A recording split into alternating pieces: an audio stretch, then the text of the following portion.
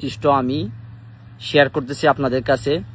এইরকম ক্যাটাগরির কোচ আপনারা খুঁজতে থাকেন, যেখানেই পাবেন আমরা সেখান থেকে বেস্ট অপশন নেব।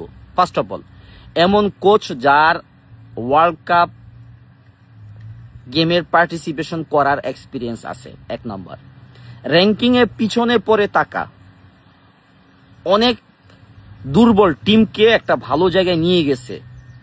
দেসাফিও মানে সে একটা টার্গেট মোটিভ নিয়ে একটা টিমকে আগাইছে, এরকম কেউ। আপনারা ভাইবেন না যে এরকম একটা কোচ সস্তা হবে। আমার কাছে বাজেটও আছে, আমি প্রপারলি বলতে পারবো। ইভেন আমার কাছে ওয়ার্ল্ডের এখন টপ 15-20 জন ভালো ভালো কোচ কারা ফ্রি আছে, যে এখন পর্যন্ত তারা কোথাও ইনভলভ হয় না। ওই ইনফরমেশন এবং কন্টাক্ট তাদের সাথে আমার আছে। আমি বারবার বলতেছি, আমি বাংলাদেশের ফুটবলের জন্য সাহায্য করতে চাই। I am not interested in কোনো politics, I am not interested in কোনো পদ নিয়ে, বাট দূর থেকে এবং ফিজিক্যালি যেখানে যেভাবে সম্ভব আমি বাংলাদেশের ফুটবলে পার্টিসিপেশন করব। 2030 মিশন, আমাদের টার্গেট থাকতে হবে 2030 আমরা ওয়ার্ল্ড কাপ খেলবো। যদি আমাদের ড্রিম, আমাদের টার্গেট বড় না হয়, তাহলে আমরা সবসময় জেগেই পড়ে থাকবো।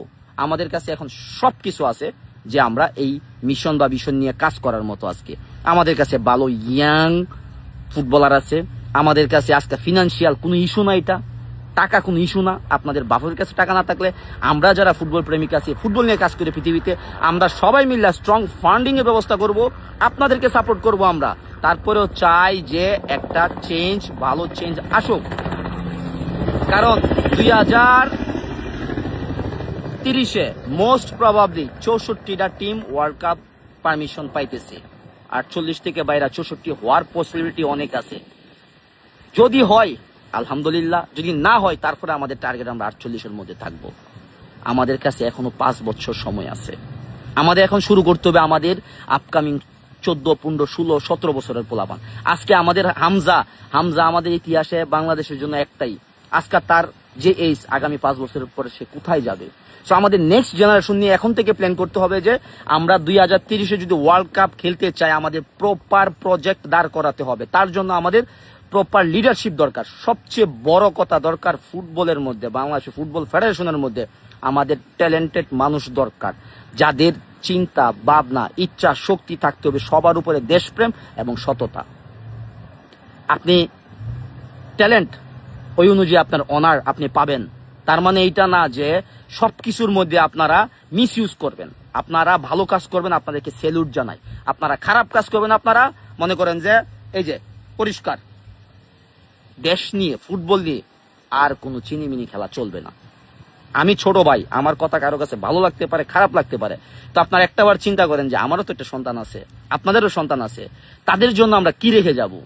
ফুটবলটা এটা মনে করেন যে এমন একটা কালচার, যদি আমরা বাংলাদেশের স্পোর্টসটাকে ভালো করে ডেভেলপ করতে পারি, কালকে আপনার ছেলেরা ড্রাগস এডিক্টেড হবে না। সারাক্ষণ আপনার ছেলে গেমিং বা বিভিন্ন জায়গার মধ্যে থাকে, ওই টাইমটা পাবে স্পোর্টসের জন্য। একটা কমিউনিটি বিল্ড আপ হবে, একটা গুড আন্ডারস্ট্যান্ডিং বিল্ড হবে।